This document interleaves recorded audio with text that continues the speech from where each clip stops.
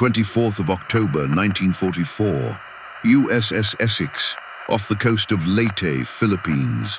Radar contact, 60 aircraft inbound 60 miles west. Commander David McCampbell was already climbing. He had not eaten breakfast. His flight deck crew had not finished topping his fuel tanks when the launch order came. His hands, inside leather gloves, were cold. His wingman, Ensign Roy Rushing, was somewhere behind him, and no one else was going to make it up high. 2 Grumman Hellcats. 60 Japanese fighters and bombers headed straight for the American fleet. At 20,000 feet, McCampbell saw them. Zeros in the lead. Nakajima Ki-43, Oscar fighters beside them, dive bombers behind. He counted them out loud into his oxygen mask because he could not quite believe the number. Then he did, the one thing every American pilot had been trained never to do against odds like this. He climbed higher. He waited. He circled above them where they could not reach him, and he watched them for 3 full minutes before he chose the first target. 95 minutes later, he landed with 2 rounds of ammunition and 10 minutes of fuel. 9 Japanese aircraft were burning in the sea behind him. Rushing had 6 more. The Zero had ruled this ocean for 3 years.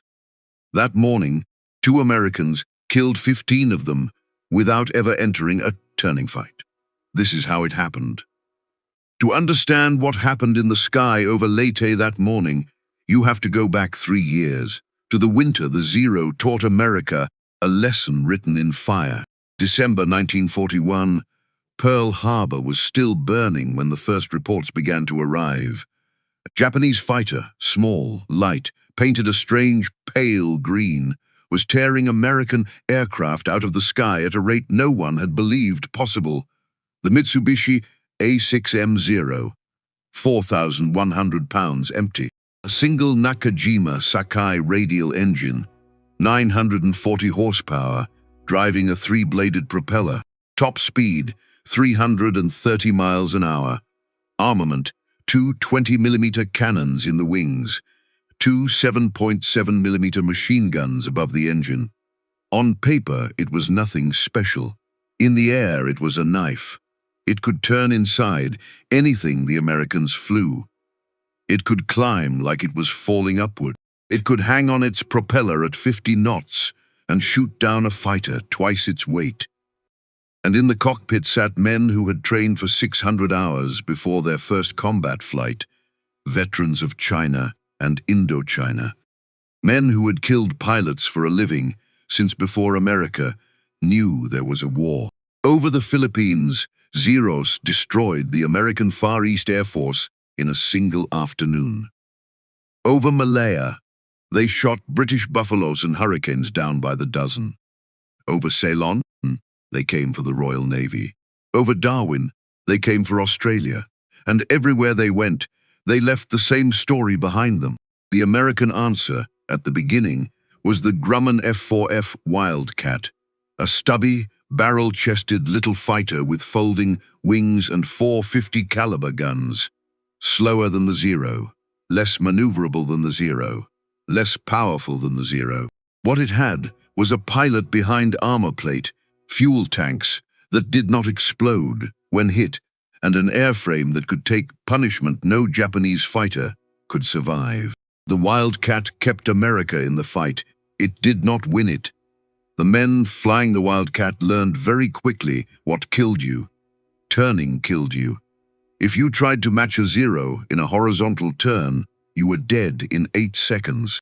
So they invented a maneuver called the Thack Weave, a scissoring pattern flown by pairs of Wildcats covering each other, and they survived. Some of them scored.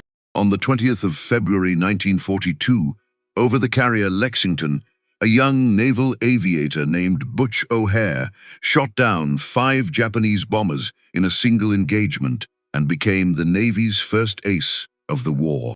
But every one of them knew the truth. They were surviving, they were not winning, and they could not win with the aircraft they had. Somewhere, someone had to build the answer. The someone was a quiet aeronautical engineer named Leroy Randall Grumman, 47 years old in the spring of 1942. Grew up on Long Island, learned to fly in the last months of the First World War, and founded his own aircraft company in a garage in Baldwin, New York, in 1930. By 1942, the Grumman Aircraft Engineering Corporation was building carrier fighters for the United States Navy in a sprawling factory in Bethpage, and Leroy Grumman himself still walked the shop floor. In April 1942, 4 months after Pearl Harbor, he did something no other American aircraft manufacturer did. He invited the pilots into the design room. Butch O'Hare came. 28 years old, still stunned from the Medal of Honor he had just been given, 5 confirmed kills already behind him. Jimmy Thach came, the man who had invented the weave. They sat down with Grumman's engineers, and for hours they talked about what it felt like to fight the Zero. What they said was not what the engineers expected to hear. The pilots did not ask for a lighter fighter. They did not ask for a fighter that could outturn the Zero. They had seen what happened to the men who tried. What they asked for was something else entirely. Give us more armor, they said. Give us bigger guns. Give us self-sealing tanks that will not burn. Give us an airframe that can take a 20-millimeter cannon shell and keep flying. Give us power. Give us speed in a dive that no Japanese fighter can follow, and give us range. Because this war is being fought across an ocean, they were not asking Grumman to build a better Zero. They were asking him to build a fighter that would never fight a Zero on the Zero's terms. Grumman listened, and in the notebooks his engineers filled that spring, the outline of something new began to appear. Something heavier, something meaner, something the Japanese would not know how to fight because no one had ever brought this kind of aircraft to a carrier battle before. The specifications, when they finally settled, were staggering. Empty weight, 9,000 pounds. More than twice the weight of a Zero. Maximum takeoff weight, 12,600 pounds. Almost 3 times the loaded weight of the fighter it was designed to defeat. 6 50 caliber Browning machine guns in the wings, 2,400 rounds of ammunition. Self-sealing fuel tanks lined with rubber compound that closed over bullet holes.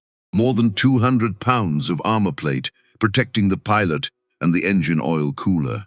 Folding wings for carrier storage. A landing gear built to survive controlled crashes onto pitching flight decks in the middle of the Pacific. And in the nose, an engine. On the 26th of June 1942, the prototype flew for the first time. The XF-6F1, Wright R-2600 radial and 1,600 horsepower. Test pilot Robert Hall took up over Long Island, put it through its paces and brought it back down.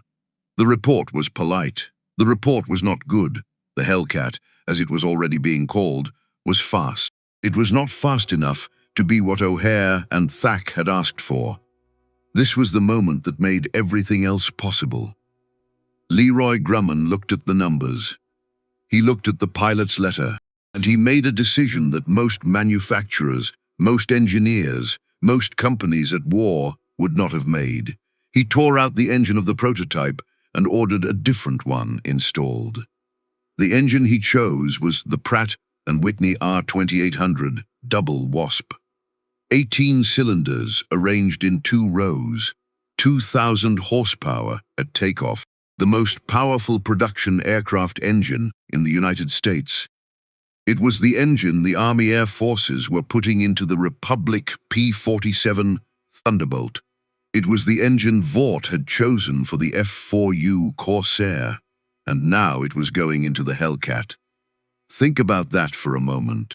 3 of the greatest American fighter aircraft of the Second World War, the P-47 Thunderbolt, the F-4U Corsair, and the F-6F Hellcat, all built around the same engine.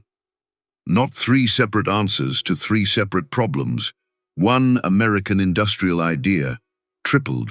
A single 2,000 horsepower radial that would carry 3 different airframes and 3 different pilots and 3 different services to victory in 3 different theaters. On the 30th of July 1942, 34 days after the first flight, the prototype flew again as the XF-6F3. New engine, new propeller, new sound. The change was not incremental, it was transformative. Top speed jumped by nearly 40 kilometers per hour. Climb rate improved by hundreds of feet per minute. High altitude performance, where the Zero had always held the edge, closed and then reversed. The fighter that had been merely adequate in June was suddenly a monster in July. Grumman went into production immediately. Not with prototypes, not with test batches, with a full assembly line running 12,000 aircraft into existence before the war ended. The first production F-6F3 rolled off the line at Bethpage on the 4th of October 1942, 99 days after the engine change. By January 1943, the first squadron had received its aircraft. By August, they were aboard the new fleet carriers steaming west across the Pacific. By September, they were in combat. And when they arrived, they carried with them everything the pilots had asked for on that spring day in the design room. The heaviest carrier fighter ever flown from an American deck. 6 50 caliber guns that could saw the wing off a Zero in a 2-second burst. An engine that could pull it into a dive at nearly 700 kilometers per hour.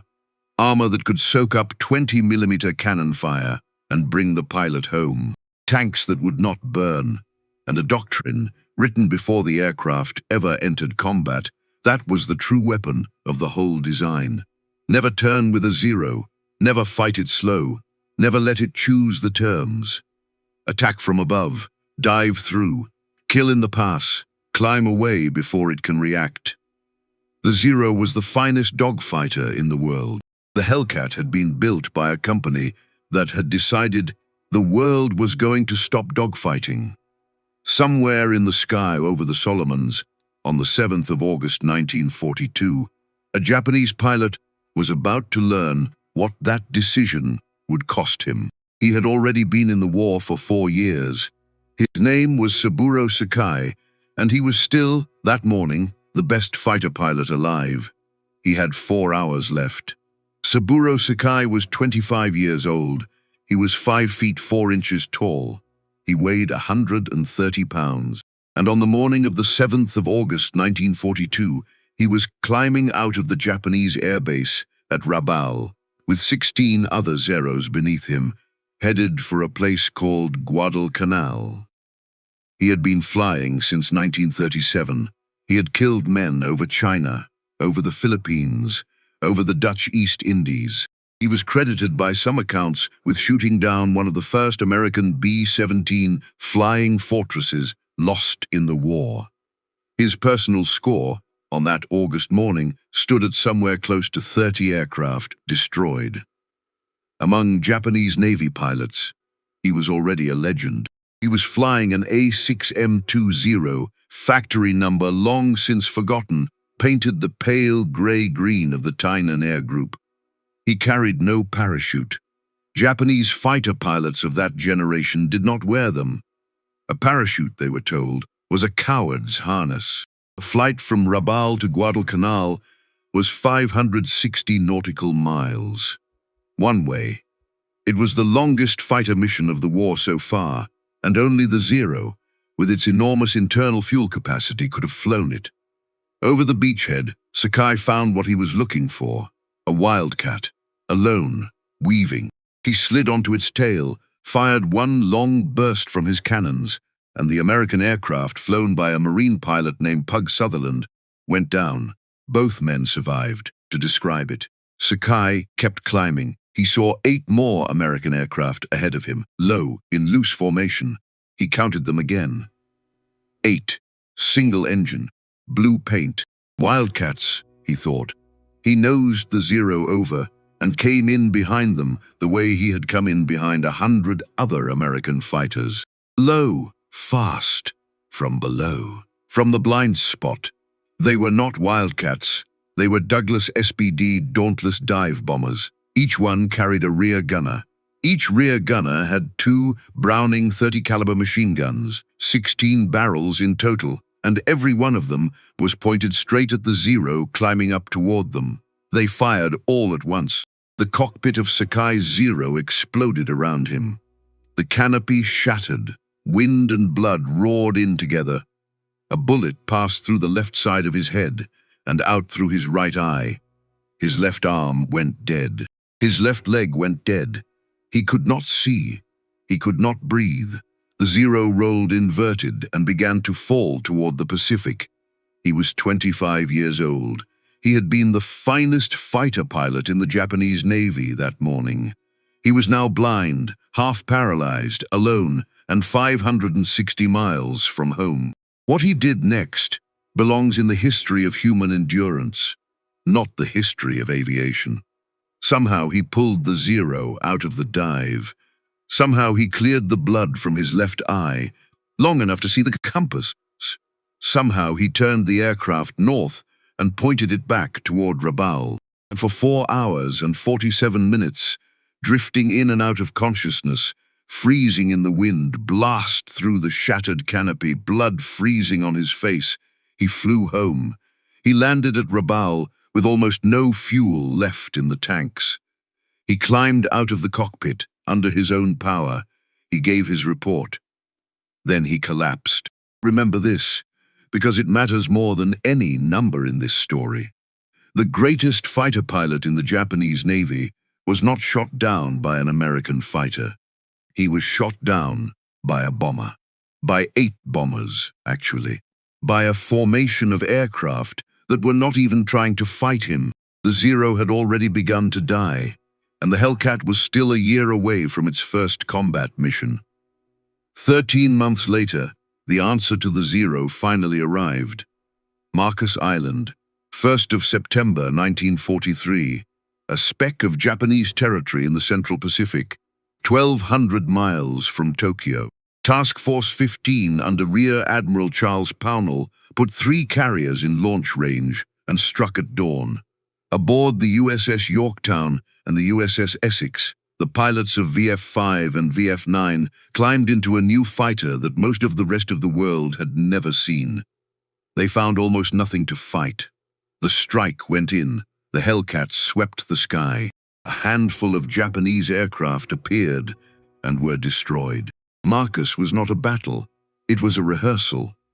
But at Bethpage, and in the Bureau of Aeronautics, and at Pearl Harbor, the report was read very carefully. The Hellcat had performed exactly as designed. The pilots had followed the doctrine exactly as ordered. Nothing had failed. Nothing had surprised anyone. The heavyweight had entered the ring. 5 months later, it found its opponent, Truk Atoll, 17th of February 1944. Task Force 58, under Vice Admiral Mark Mitcher, launched 500 aircraft against the Japanese fleet anchorage that Americans called the Gibraltar of the Pacific. Among the Hellcats climbing off the USS Intrepid that morning was a 25-year-old lieutenant junior grade named Alexander Vrashu. Vrashu, Romanian name, Indiana boy. DePauw University graduate, class of 1941.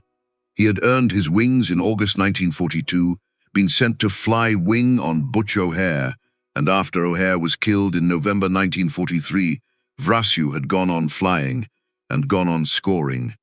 Over Truk that morning, he found the fight he had been trained for. Zeros came up to meet the American strike, 20 or more of them, climbing hard from the fields at Eaton and Moen. Vrashu was already at 20,000 feet with the sun behind him. He rolled his Hellcat over and dove. The first Zero never saw him coming. 2-second burst. Wing came off. Second Zero. Level pass. Hammered into the water. Third Zero. This one a Nakajima A6 M2N Rufe, the floatplane version of the Zero used from island bases was cruising near the lagoon. Vrashu came in fast, fired once, and the roof went down inside the reef. A fourth Zero tried to hide in a cloud. Vrashu climbed above it, waited for it to break cover, and shot it down as it came into the sun. 3 Zeros and a roof, 4 kills in a single sortie. Vrashu landed with ammunition still in his guns, and when the debriefing officers asked him what he had done, he told them the truth. He had done exactly what the manual said. Altitude, speed, dive, fire, climb. He had not turned once. The doctrine that had been written in a design room in April 1942 was killing Zeros in February 1944, fought exactly the way the men who had written it said it would. Why was it working? Not because the Hellcat was faster than the Zero. It was, by about 25 miles an hour, but not by enough to matter in most engagements. Not because the Hellcat could outclimb the Zero. It could, but only marginally. Not because American pilots were braver, or smarter, or more skilled. The Hellcat was winning because the men flying against it could not be replaced.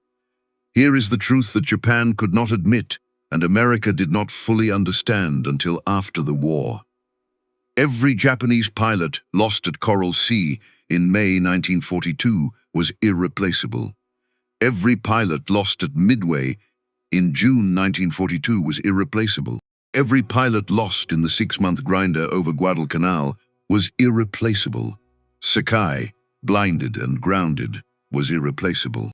The men who had trained for 600 hours before their first combat flight, who had learned their craft in the skies over China before America ever entered the war, were dying at a rate the Japanese training pipeline could not match.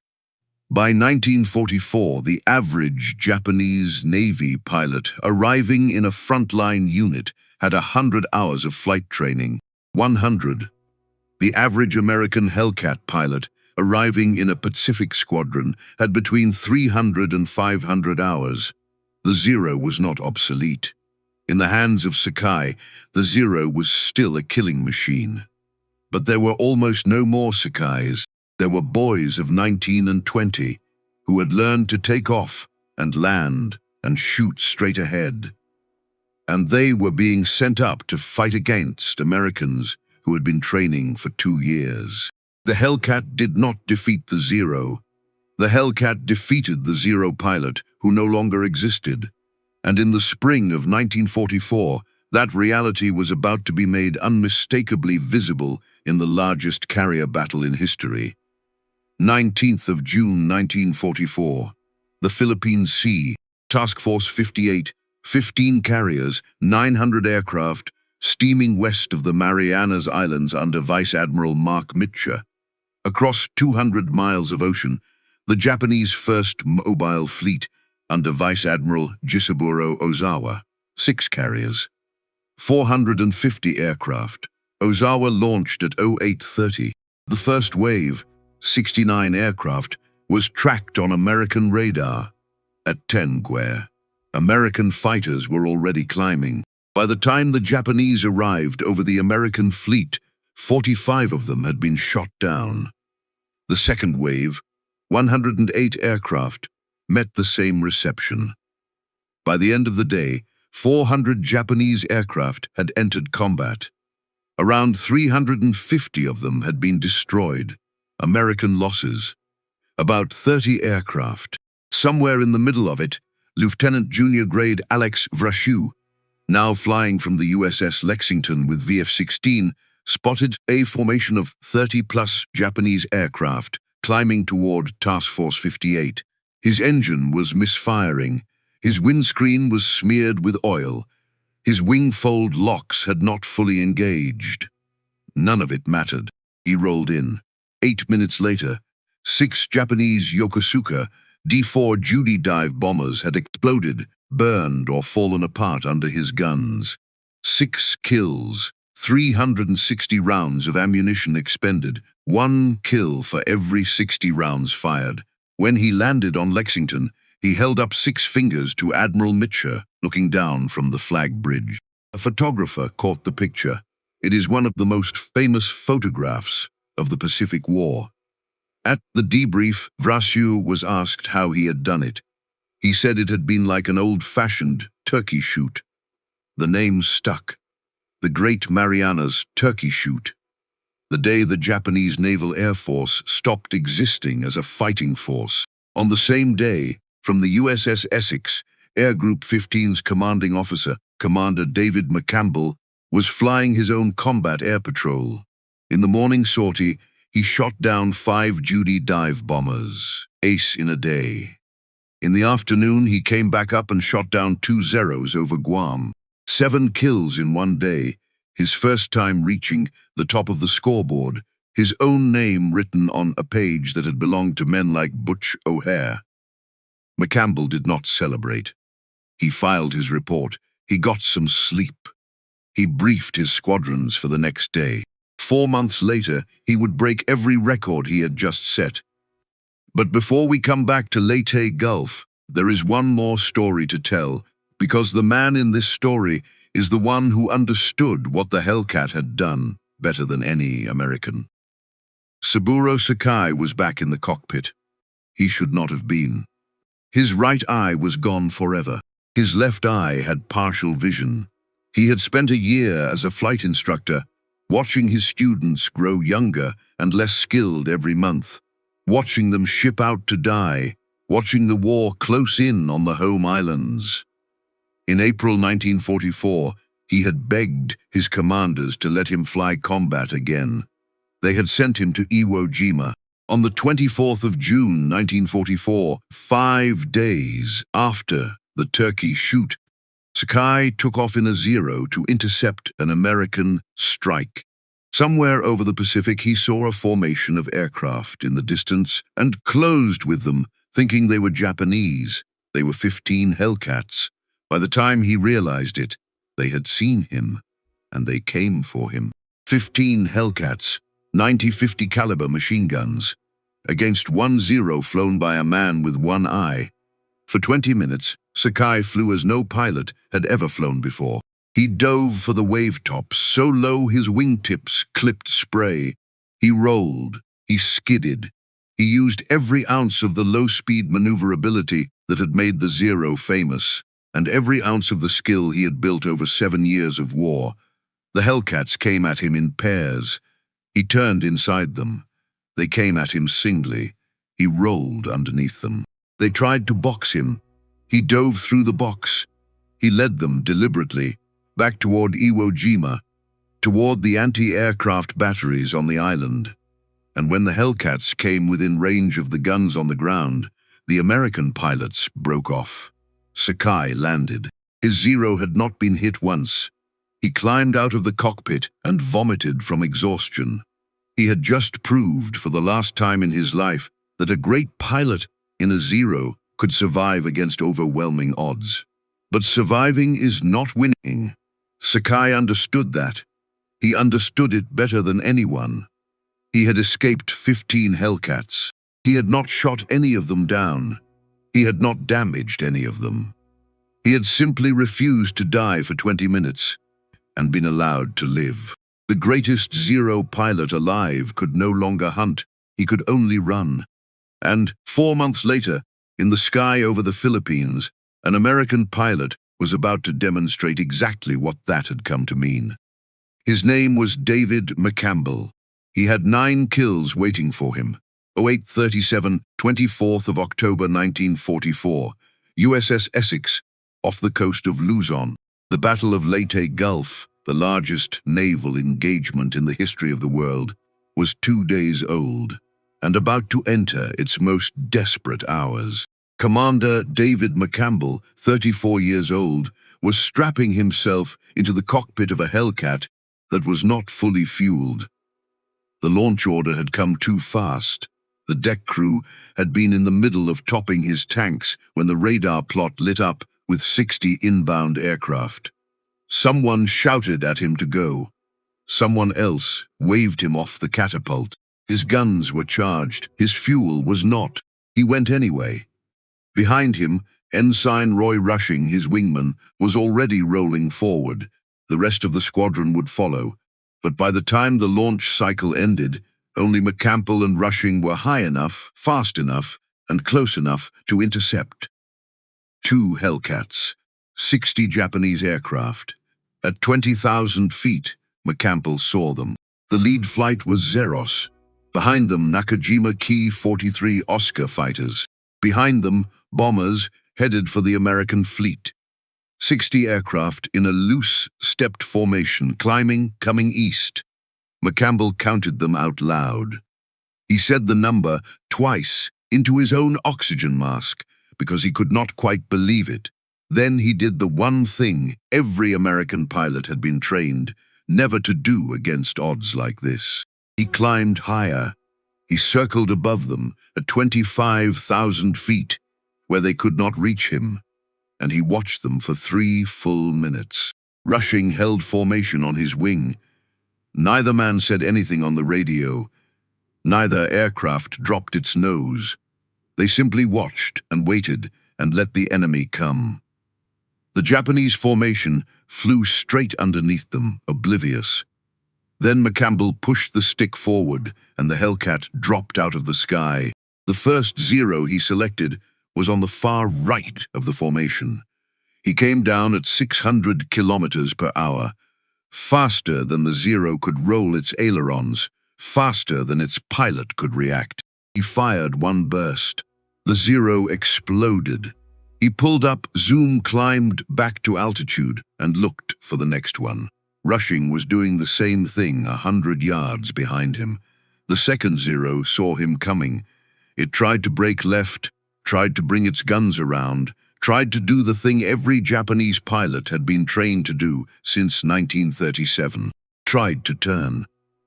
At 600 kilometers per hour, the Zero's ailerons locked solid. The Japanese pilot pulled the stick with both hands, and the aircraft would not respond. McCampbell fired. The Zero came apart. He climbed. He dove again. 3rd kill. 4th. 5th. 6th. He never turned. Not once in 95 minutes. The Japanese formation began to disintegrate. Some of them broke and ran. Some tried to press on toward the American fleet. Most of them tried to fight. And every one that tried to fight died in the same 7-second burst of 50 caliber tracer that had killed the ones before. By the time McCampbell fired his last rounds, Rushing had 6 kills of his own.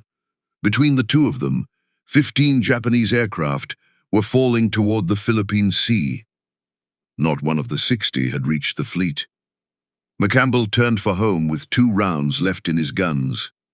He could not land on Essex. The deck was fouled with launching aircraft. He diverted to the light carrier, USS Langley. The Langley's landing signal officer waved him in. He touched down. The Hellcat rolled forward, and its engine coughed and died before he could shut it down. 10 minutes of fuel had come to an end. He climbed out of the cockpit. He walked to the ready room. He filed his report. 9 confirmed kills, 2 probables, an American aerial combat record that has never been broken. He did not celebrate. He would say later, decades later, that he did not really remember most of the flight, only the sensation of climbing again after each pass, the sky opening above him, the enemy shrinking below him, and the strange quiet certainty that no matter how many of them there were, he could keep doing this until the ammunition ran out, which is exactly what he did. 5 days before McCampbell's 9 kills, at a Japanese naval air station near Manila called Mabalacat, a 53-year-old admiral named Takejiro Onishi had signed an order that would define the last 10 months of the Pacific War. Onishi commanded the 1st Air Fleet. What was left of it? He had watched, over the summer of 1944, as the Japanese Naval Air Force had been ground into pieces at the Marianas Turkey Shoot. He had watched, over the following weeks, as the Zero, in the hands of the pilots he had left, had proved unable to survive an encounter with a Hellcat. So he called his surviving pilots into a room on the 19th and 20th of October, and he told them what they were going to do instead. They were going to fly their aircraft deliberately into American ships. The unit he formed that week was called the Shinpu Tokubetsu Kogeki Tai, the Divine Wind Special Attack Unit, the 1st Kamikaze Squadron. On the 25th of October 1944, one day after McCampbell's 9 kills, the kamikazes struck the American fleet off Samar for the first time. The escort carrier USS St. Lo was hit and sunk. The kamikaze war had begun. The day the Hellcat proved the dogfight was over, the Japanese Navy had already stopped trying to fight it. The Zero, designed by Jiro Horikoshi in 1937 as the finest dogfighter in the world, spent the last year of its life as a guided bomb. That is the true measure of what the Hellcat did. Not the kill ratio, not the ace list, not the tonnage of Japanese aircraft destroyed. The measure is this. When you build a fighter that refuses to dogfight and you fly it well enough for long enough, the enemy stops fighting entirely. By the numbers, the record is this. Roughly 5,100 to 5,200 aerial victories credited to F-6F Hellcat pilots between September 1943 and August 1945. 270 Hellcats lost in air-to-air combat. A claimed kill ratio of about 19 to 1. 305 to 307 aces produced, more than any other American aircraft in the war. 12,275 Hellcats built. Every one of those numbers is a wartime claim, not an independently audited fact. Pilots on every side of every air war have always overclaimed. The exact ratio will always be uncertain. The domination is not. An honest footnote before we close. The Hellcat did not win the Pacific alone. The Vought F-4U Corsair, faster and more elegant, killed thousands of Japanese aircraft alongside it. The Lockheed P-38 Lightning ruled the sky over New Guinea. The Republic P-47 Thunderbolt fought in the China-Burma-India theater and over Europe. And here is the thread that ties 3 of them together. The Corsair used the Pratt & Whitney R-2800. The Thunderbolt used the Pratt & Whitney R-2800.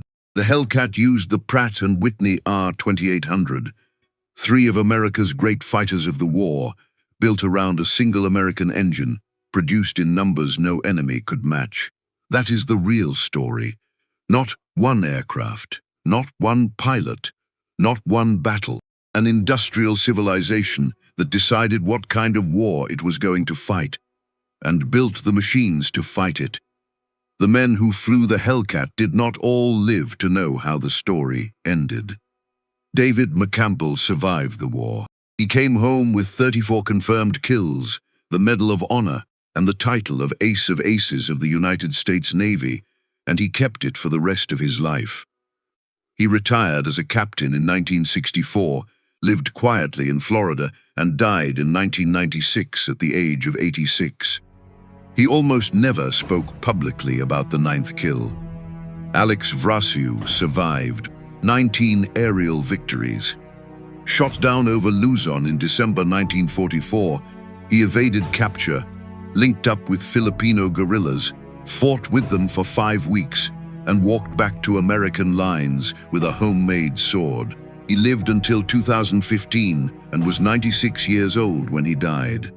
Saburo Sakai survived. He flew combat until the very last day of the war. He was promoted to lieutenant junior grade in August 1945. When Japan surrendered, he was one of the highest-scoring Japanese Navy pilots still alive. He came home to a nation in ruins. He became a Buddhist. He took a vow that he would never again kill any living thing, not so much as a mosquito, for as long as he lived. He kept the vow for the rest of his life. In 1982, at a reunion of American and Japanese veterans in the United States, Sakai met a man named Harold Jones. Jones had been the rear gunner in one of the SBD Dauntless dive bombers over Guadalcanal on the 7th of August 1942. He had been one of the 16 guns that had shot Sakai in the head and taken his right eye and nearly ended his life. Sakai brought his old flight helmet with him, the one from that day, the one with the bullet holes in it. He gave it to Jones. The two men shook hands. They became friends. They stayed friends for the rest of Sakai's life. Sakai died in Tokyo on the 8th of October 2000. He was 84 years old. He had spent the last 30 years of his life traveling, speaking, writing, and building friendships with the very men who had once tried to kill him and whom he had once tried to kill. He said, near the end of his life, that he understood now why the Americans had bombed Hiroshima and Nagasaki. He said that if he had been ordered to bomb Seattle or Los Angeles to end the war, he would have done it without hesitation. He said the men who had fought him were not his enemies. The war had been the enemy, and the war had been over for a very long time. The Zero was a work of art. The Hellcat was a work of industry. The Zero killed brilliantly in the hands of a few brilliant men until those men were gone. The Hellcat killed methodically in the hands of thousands of trained pilots until there was no one left to kill. That is what Grumman had built in Bethpage in the summer of 1942.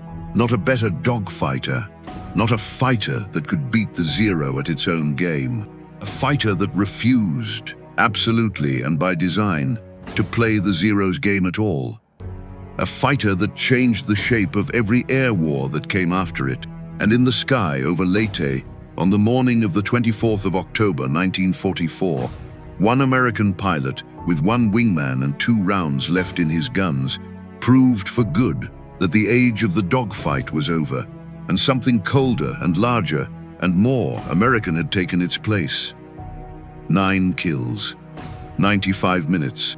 The Zero began to die that morning, one by one, and it never rose again.